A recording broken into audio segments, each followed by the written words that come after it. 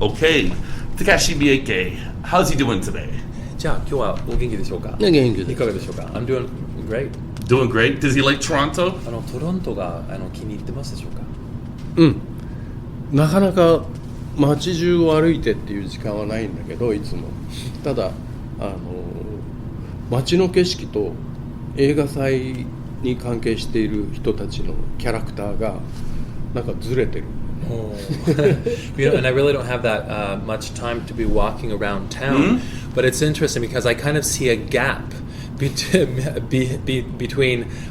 the scenery here in Toronto and the way that Toronto looks and feels, and the character and personalities of the people who are involved in the film festival. There's a little bit of a gap there. That's definitely true.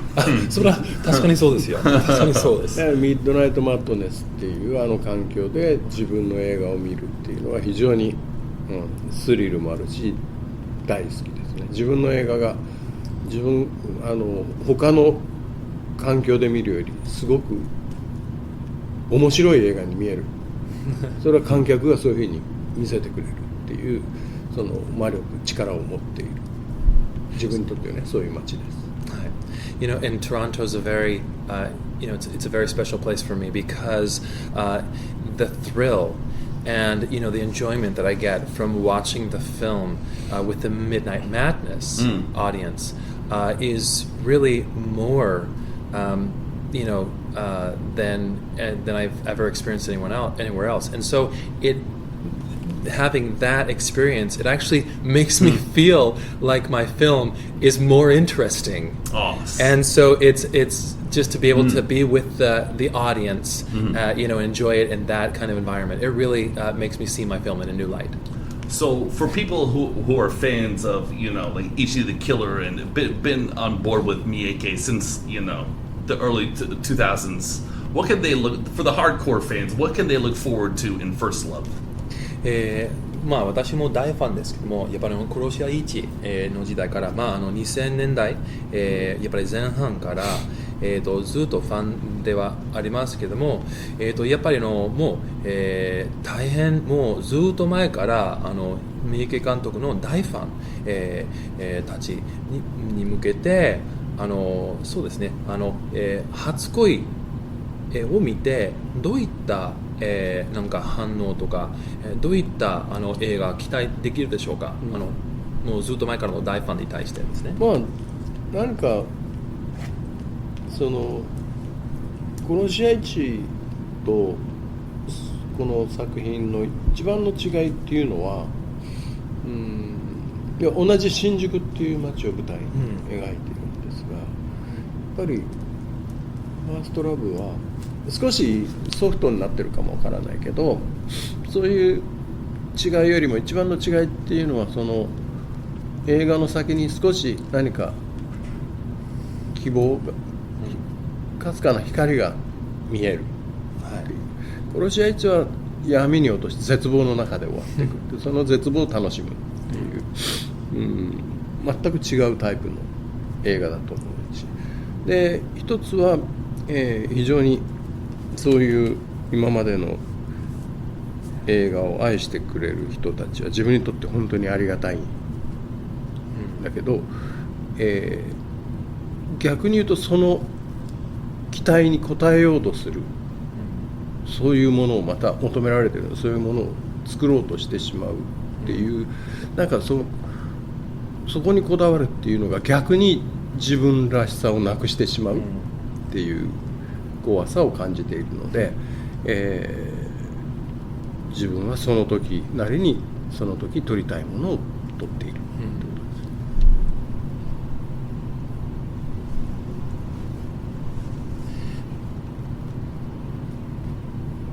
とです。Well, so it's interesting.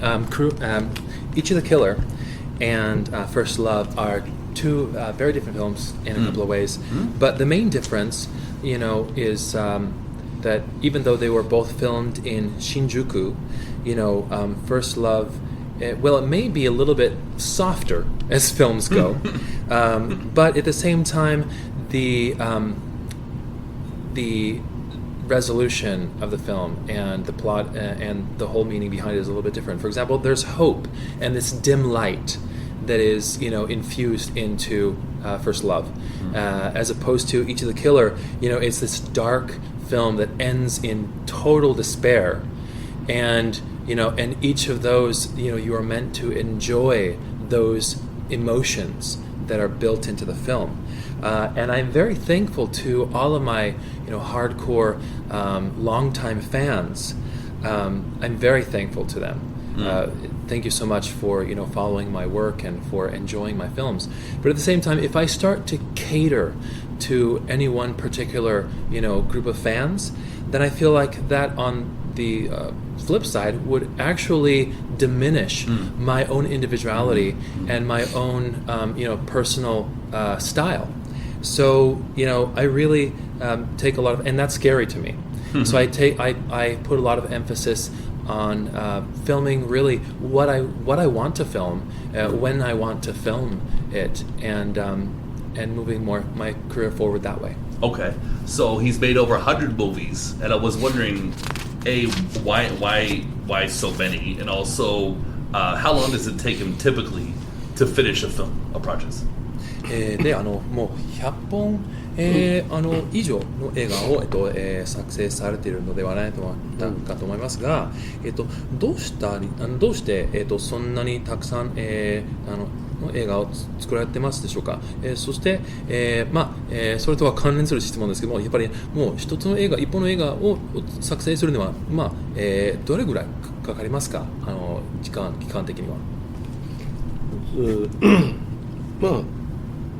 バジェットも違うし、素材内容企画も違うので、作品一つ一つかかる時間も違いますよね。特に台本作るのは今アメリカともやってるやつはもう2年以上かかってやってる、中国のやつは3年以上かけてやってるけどまだ撮影には至らないとか、そういうことを進めながら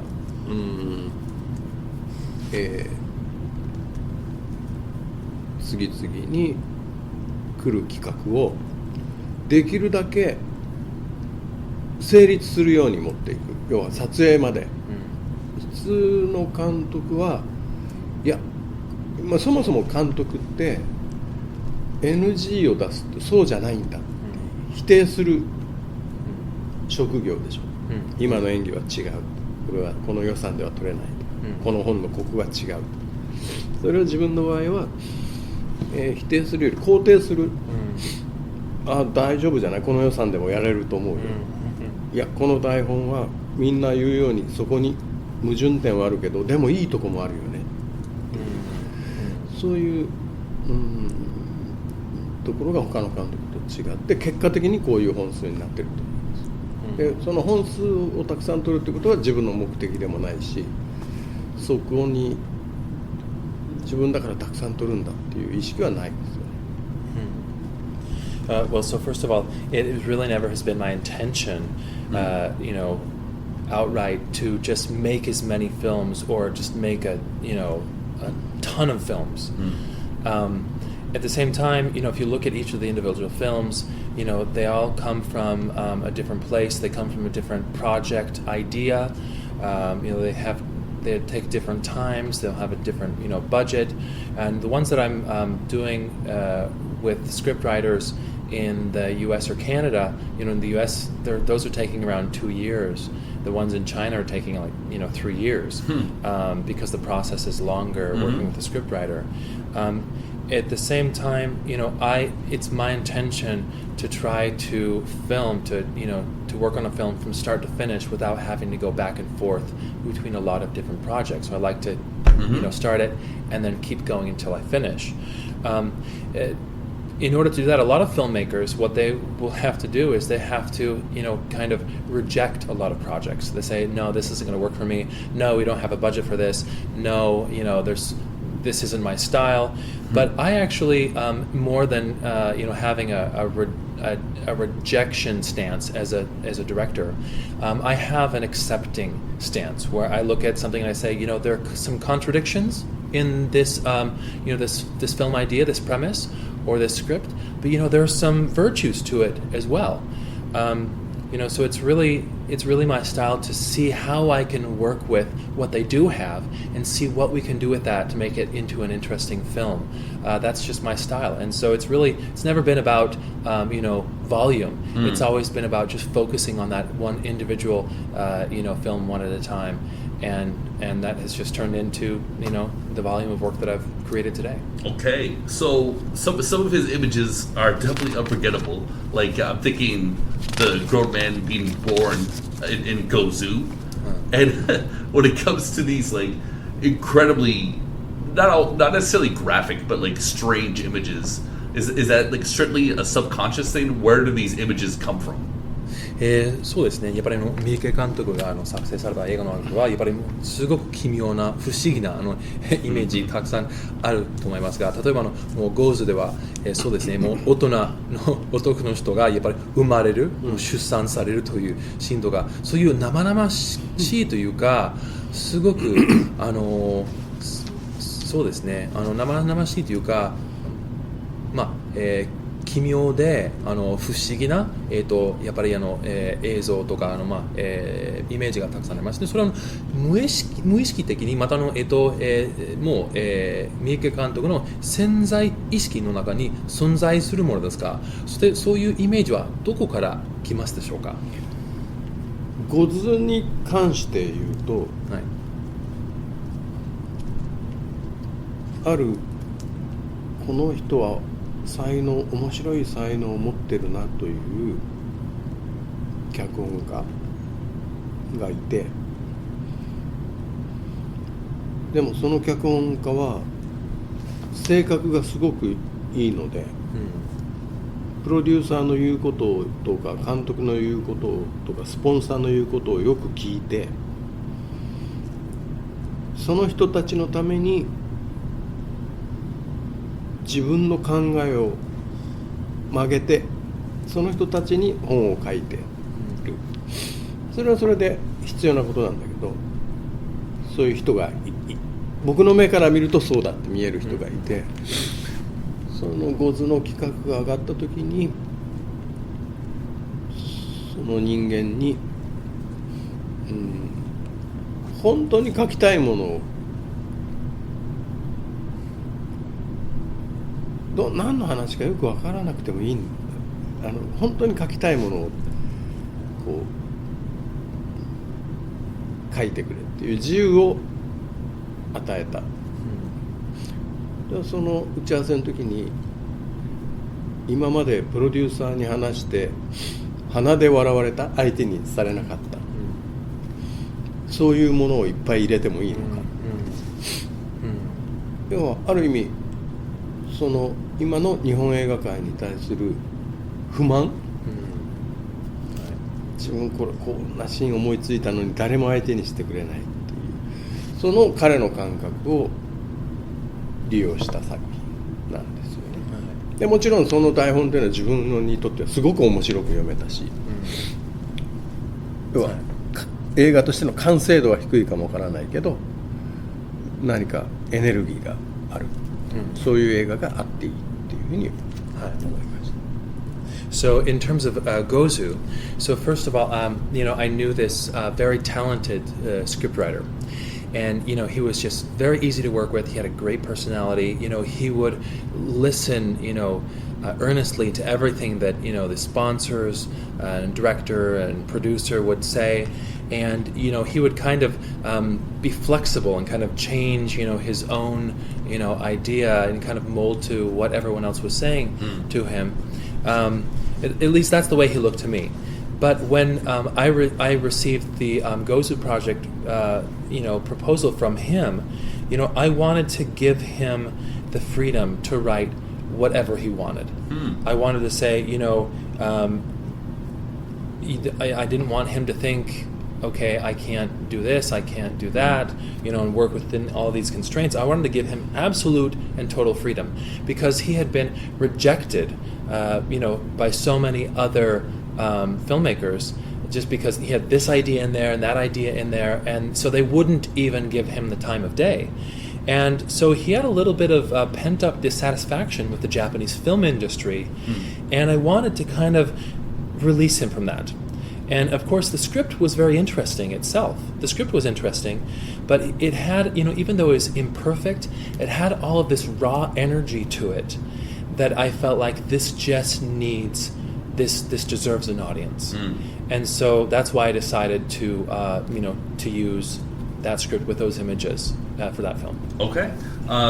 So he's been making movies in Japan for a very long time, and I was just wondering from his vantage point how the industry has changed in Japan. やっぱりもう、日本、市場でやっぱり映画をずっと前から作られてきてると思いますけども、やっぱり日本の映画界はそうですね、この数年間で、どのように変わりましたでしょうか。かつてすごく面白い、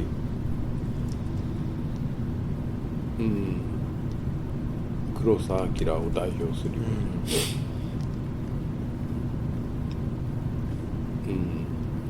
非常に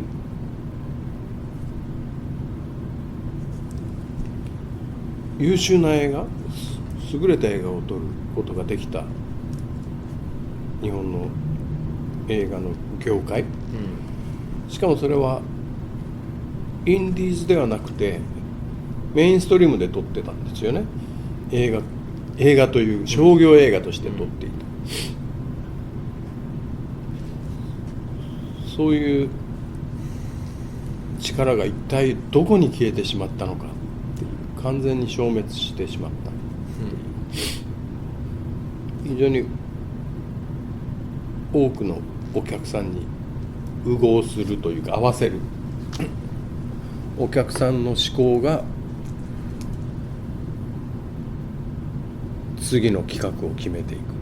今これ受けそうだよねって、今流行ってるものを最終的に利用するのが映画。映画を作ってそれを漫画にして漫画が売れるんじゃなくて、売れた漫画のまずテレビ化してテレビで人気が出て、そして最後に映画。要は映画になったらもうその企画アニメとか漫画にしてももう最後終わりなんですよね、そういう先頭を走ってたものが最後に走っているっていう、それが現実だと思いますね、日本映画。 So, well, before in Japanese film, very interesting films were being made, represented possibly by, Akira Kurosawa. Their superior, excellent, amazing films were being made in Japan. And they were not being made as independent films. They were mainstream films, but they were just amazing. Yeah. And I wondered, where did that all go? That has kind of disappeared from Japan right now. It's become extinct. And so really, filmmaking right now, the film industry in Japan has started to cater to audience expectations.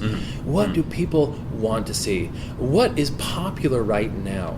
We're going to make all this stuff, for all of these, these genres and these, films and these stories that are all popular right now. As an example, they'll take a manga, that has become very popular, and they say, okay, this manga is really popular. Instead of taking, a film and saying, let's make, or like this original idea, or, it going the other direction, they'll just find the most popular manga out there, and they say, you know what, we're going to make this into a TV series, and if that does well, we're going to make it into a film series, as opposed to making film, that really says that is what they want it to be. They're taking a manga and making that into film. So I think that it's been flipped. I think the means has become the end, and I think that's I don't really like that about the Japanese film industry right now. I think it should, film should be given respect itself. So, well, it was a great honor, and tell them I really appreciated the conversation. もう本当にしばらく話せて光栄でした。もう楽しい会話でしたから、ありがとうございました。 Thank you.